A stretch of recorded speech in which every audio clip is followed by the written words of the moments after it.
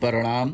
मैं जदुवंशी 75 साल पहले 1 मई 1951 हिंदू सभा की राजनीति। देश में निकट भविष्य में आम चुनाव होने जा रहे हैं, अतः देश के विभिन्न दल असंप्रदायिक और सांप्रदायिक दून में हिस्सा लेने और कामयाब होने की चेष्टा में संलग्न हो गए हैं। भारतीय संविधान लोकतंत्र पर आधारित है और उसके अनुसार जो आम चुनाव होंगे उनमें प्रत्येक दल को लोकमत को अपने पक्ष में बनाने की स्वतंत्रता होगी। वह अपने मंतव्यों को मतदाताओं के सामने स्वतंत्रता पूर्वक रख सकेगा और उनके आधार पर उनका विश्वास संपादन करने का प्रयत्न कर सकेगा।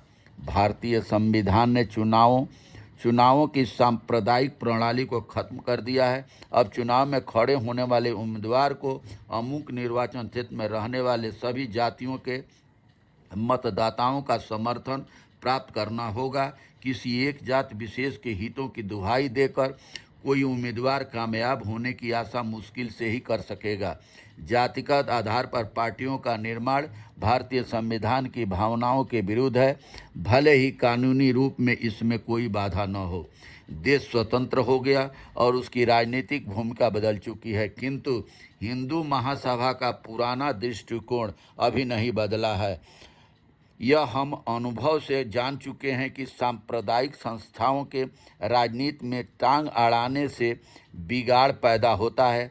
देश का जो विभाजन हुआ और विभाजन के पहले और बाद में जो मारकाट हुई वह सांप्रदायिक संस्थाओं के कुप्रचार का ही परिणाम थी।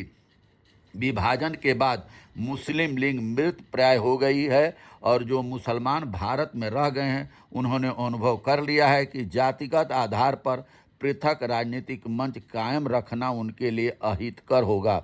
हिंदू महासभाओं में कभी प्राणवान संस्था नहीं रही। यदि उसने सामाजिक क्षेत्र में हिंदुओं में रचनात्मक काम किया होता तो उसका अस्तित्व कुछ तो सार्थक होता।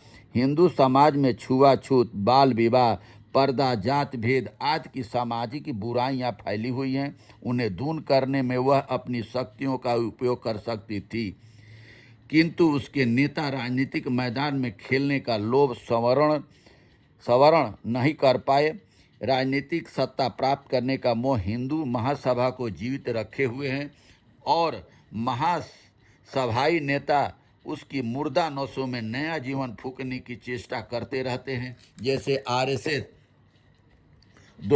आरएसएस संगठन जैसे है, ये आज भी उसी विचारधारा को लेकर के जिंदा करती हुई ये हिंदू मुसलमान जातियों में विभेद, अगड़े पिछड़े सभी को लड़ा करके ये किसी भी वर्ग का भला करने वाले नहीं हैं लोग। ये देश में अंग्रेज़ों के साथ में जब अंग्रेज से भारतीय जनता में हिंदू मुस्लिम सिख ईसाई सभी लड़ रहे थे तो यही आरएसएस के रोड अंग्रेज़ों की गुलामी दलाली कर रहे थे और देश के जो जवान थे, सेनानी थे, जो अंग्रेज़ों से लड़ रहे थे उनके खिलाफ ये काम कर रहे थे।